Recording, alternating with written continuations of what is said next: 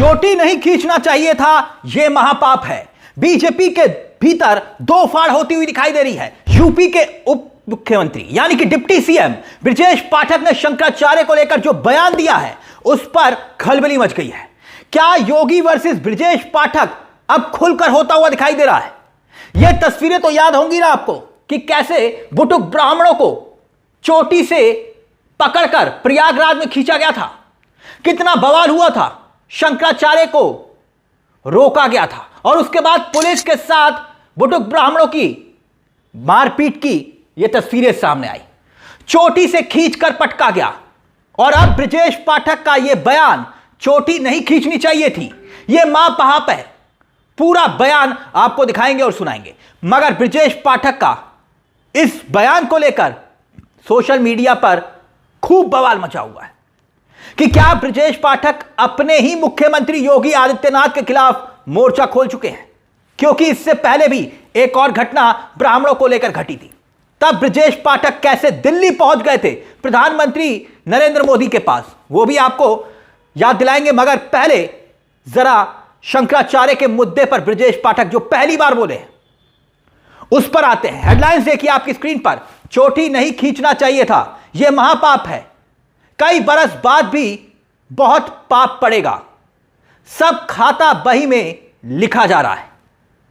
यानी आने वाले दिनों में चुनाव है और अभी से ही भारतीय जनता पार्टी में दो फाड़ होती हुई दिखाई दे रही है, क्योंकि इससे पहले याद कीजिए जब योगी आदित्यनाथ खुद शंकराचार्य को कालनेमी बोल रहे थे, तब उसी वक्त दूसरे डिप्टी सीएम है यानी कि केशव प्रसाद मौर्य क्या कह रहे थे? भगवान शंकराचार्य। और बकायदा केशव प्रसाद मौर्य ने तब पूरे विवाद के बीच में यह तक कहा था कि मैं गुजारिश करता हूं शंकराचार्य जी, भगवान शंकराचार्य स्नान करें। और ब्रजेश पाठक अब सामने आ गए हैं। गौर करने वाली बात यह है कि ठीक चंद घंटे पहले सदन में योगी आदित्यनाथ ने शंकराचार्य को लेकर एक बयान दिया था। याद करिए, कुछ घंटे पहले ही एक बयान दिया था शंकराचार्य को लेकर, अविमुक्तेश्वरानंद को लेकर। और फिर उसी बीच में एक खबर और आई थी, अविमुक्तेश्वरानंद पर एफआईआर की खबर। याद करिए, हमने आपको वो खबर दिखाई भी थी। और अब देखिए ब्रजेश पाठक का जो बयान सामने आया, वो बयान क्या कह रहे हैं? ब्रजेश पाठक यह कह रहे हैं कि चोटी नहीं खींचना चाहिए था, यह महापाप है। जिन लोगों ने चोटी को छुआ था पाप लगेगा, कई बरस बाद भी बहुत पाप पड़ेगा, सब खाता बही में लिखा जा रहा है, कड़ी कार्रवाई होनी चाहिए। लास्ट लाइन बहुत महत्वपूर्ण है, कड़ी कार्रवाई होनी चाहिए। अब इसी बयान के क्या मायने हैं? क्योंकि योगी आदित्यनाथ तो पहले से ही एक जाति विशेष की सरकार होने का उनके ऊपर ठप्पा है, और यह पहली बार नहीं है जब ब्रजेश पाठक यूं खुलकर सामने आए हो। अब याद करिए, हमने कहा था ना एक घटना और पहले घटी थी, जब ब्राह्मण विधायकों ने अकेले में बैठक की थी, अकेले में, और तब ने प्रदेश अध्यक्ष ने भारतीय जनता पार्टी के विधायकों को चेतावनी दी थी, अल्टीमेटम दिया था कि दोबारा आइंदा बैठक की तो अनुशासनहीनता का नोटिस दे दिया जाएगा, चेतावनी धमकी दी गई थी। और ब्राह्मण विधायकों के अपमान का मसला जब गूंजा था, तब इसी की शिकायत लेकर माना जाता है कि ब्रजेश पाठक सीधा प्रधानमंत्री नरेंद्र मोदी के पास तक पहुंचे थे, तब खबरें उड़ी थी और बकायदा सीधे मोदी से उन्होंने इस मामले में शिकायत की थी। मगर अब चोटी नहीं खींचना चाहिए था, यह महापाप है। हमने कहा ना, कुछ वक्त पहले ही सीएम योगी ने सदन में एक बयान भी दिया था। अब वो बयान को भी जरा ध्यान से सुनिएगा, क्या कुछ कहा था सीएम योगी आदित्यनाथ ने शंकराचार्य अविमुक्तेश्वरानंद के मुद्दे पर। सुनिए जरा। हर व्यक्ति शंकराचार्य नहीं लिख सकता, हर व्यक्ति हर पीठ के आचार्य के रूप में जाकर के जहां तहां वातावरण खराब नहीं कर सकता। उन मर्यादाओं का पालन सबको करना होगा। और अगर वो शंकराचार्य थे तो क्यों आप लोगों ने लाठीचार्ज किया था वाराणसी में? क्यों एफआईआर लॉन्च किया था? आप नैतिकता की बात करते हैं। 4.5 करोड़ श्रद्धालु जहां पर आए हों, वहां पर जो एग्जिट गेट है, जहां से श्रद्धालु बाहर निकल रहा है स्नान करके, उस द्वार, उस पेंटून से, उस मार्ग से किसी को बाहर निकलने का कोई वो नहीं। क्योंकि उससे अंदर जाने का कोई प्रयास करता है तो एक नए स्टैम्पेड को जन्म देता है, वहां पे नए भगदड़ को जन्म देता है, श्रद्धालुओं के जीवन के साथ खिलवाड़ करता है। एक जिम्मेदार और मर्यादित व्यक्ति कभी इस प्रकार का आचरण नहीं कर सकता, कभी नहीं कर सकता।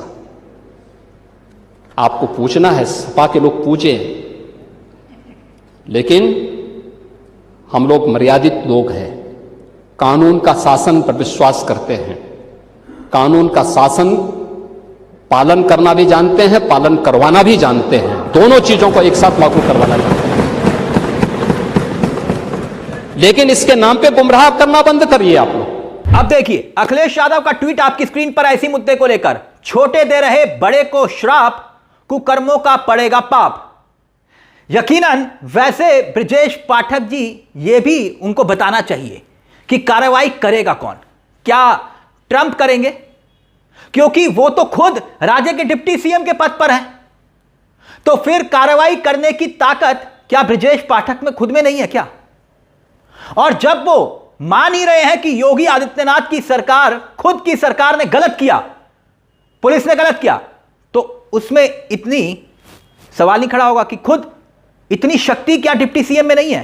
क्योंकि शंकराचार्य ने तो उन पुलिस कर्मियों की फोटो तक दिखा दी थी जिन्होंने उनके साथ दुर्व्यवहार किया, आरोप लगाया कि घटना तो प्रयागराज के कमिश्नर सोमिया अग्रवाल के सामने हुई थी। और प्रयागराज में शंकराचार्य के बुटुक ब्राह्मणों के साथ किस किस ने चोटी पकड़ने का दुस्साहस किया, क्या डिप्टी सीएम के पास उसका रिकॉर्ड उपलब्ध नहीं हो सकता? मगर इशारों इशारों में से ही ऐसे पुलिस वालों के पीछे खड़ी अदृश्य सत्ता की और उंगली करके ब्रजेश पाठक ने एक बात कह दी है कि अब बर्दाश्त नहीं होगा, शायद राजनीति की मजबूरी है। तो क्या यह बात साफ है कि चोटी खींचने के दोषियों पर किसी का अभेदान है? और ब्राह्मणों को अपमानित करना शुरू से ही किसकी राजनीति का वरदान है? यह तो ब्रजेश पाठक को बताना चाहिए। मगर सोशल मीडिया पर देखिए ब्रजेश पाठक के इस बयान के बाद क्या कोहराम मचा हुआ है। सुधीर मिश्रा नाम के सोशल मीडिया हैंडल है, उन्होंने क्या लिखा? अरे महाराज, आप सरकार हैं, कार्रवाई करने की बजाय आप बोल रहे हैं पाप पड़ेगा, मतलब अब उत्तर प्रदेश में कोई लॉ एंड ऑर्डर नहीं होगा। यह तो सत्य है, पाप आपने कर्ता को स्वयं नाश करता है। याद रखिए, कार्रवाई नहीं करना भी पाप की ही श्रेणी में आता है। देखा आपने ब्रजेश पाठक को लेकर क्या कहा जा रहा है? अवराग्य का ट्वीट देखिएगा सोशल मीडिया पर, और क्या लिखा जा रहा है? उस अफसर को निलंबित करने की जब हैसियत ना हो तो ऐसे पद पर लात मार देनी चाहिए, स्वाभिमान के साथ छेड़छाड़ बर्दाश्त नहीं। अब एक और social media handle Ashutosh Shukla, वो लिखते हैं, ये महोदय उत्तर प्रदेश के उप मुख्यमंत्री हैं, अब पुलिस वालों पर कार्रवाई करने की जगह पाप पड़ेगा बोल रहे हैं, और ऊपर से ये भी खुद ब्राह्मण है। तो सोशल मीडिया हैंडल पर सवाल ब्रजेश पाठक पर भी खड़े हो रहे हैं, और ब्रजेश पाठक सवाल उठा रहे हैं योगी आदित्यनाथ की सरकार पर, जो उनकी खुद की सरकार है। शंकराचार्य पर एफआईआर दर्ज करके जेल भेजने की तैयारी तक हो चुकी है, और यह खबर हमने आपको दिखाई थी। बात सिर्फ इतनी नहीं है कि योगी आदित्यनाथ शंकराचार्य पर यूं द्वेष सदन के भीतर तक नहीं छुपा पाए, वो बयान भी हमने आपको दिखाया, लेकिन शंकराचार्य को लेकर वो सदन के भीतर जो कुछ कह रहे थे, अब बाहर ब्रजेश पाठक खुलकर कह रहे हैं। अब बात उससे आगे निकल चुकी है। शंकराचार्य पर एफआईआर करके जेल भेजने की तैयारी तक की खबर आई थी, वो खबर हमने आपको दिखाई थी। वो खबर एक बार फिर से हेडलाइंस देखिए ताकि मामले को आप समझिए कि कितना ज्यादा बवाल मच चुका है। आपकी स्क्रीन पर देखिए, आशुतोष महाराज कोर्ट से रोते हुए बाहर निकले, शंकराचार्य अविमुक्तेश्वरानंद पर लगाया था यौन शोषण का आरोप। अब ये आशुतोष महाराज कौन है जानते हैं आप? दरअसल आशुतोष महाराज हैं जो शंकराचार्य पर आरोप लगा रहे हैं, ये हैं स्वामी रामभद्राचार्य के शिष्य।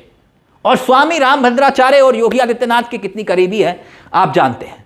स्वामी रामभद्राचार्य के शिष्य जो खुद आशुतोष महाराज खुद को संत कहते हैं, उन पर खुद पर 21 मुकदमे दर्ज हैं, 21। मगर मुद्दा यह नहीं है, मुद्दा है ब्रजेश पाठक का मोर्चा खोलना। तो क्या वाकई में ब्रजेश पाठक समझा रहे हैं?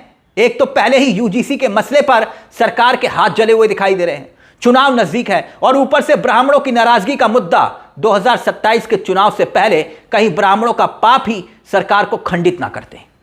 क्या ब्रजेश पाठक यही कह रहे हैं?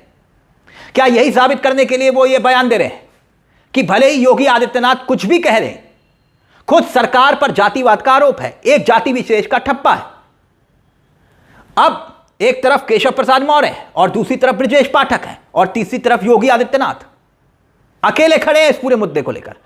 आपको क्या लगता है कि आखिरकार ब्रजेश पाठक के इस बयान के मायने क्या है? इस पूरे मुद्दे को लेकर अपनी राय हमें कमेंट बॉक्स में जरूर दीजिएगा। मुझे तिलक चावला को दीजिए इजाजत। एक छोटी सी दरख्वास्त, चैनल को सब्सक्राइब जरूर कर लीजिएगा। ये मंच आप ही का है जहां हम सिर्फ खबर नहीं दिखाते बल्कि खबर के पीछे की खबर भी बताते हैं। नमस्कार, जय हिंद, जय भारत।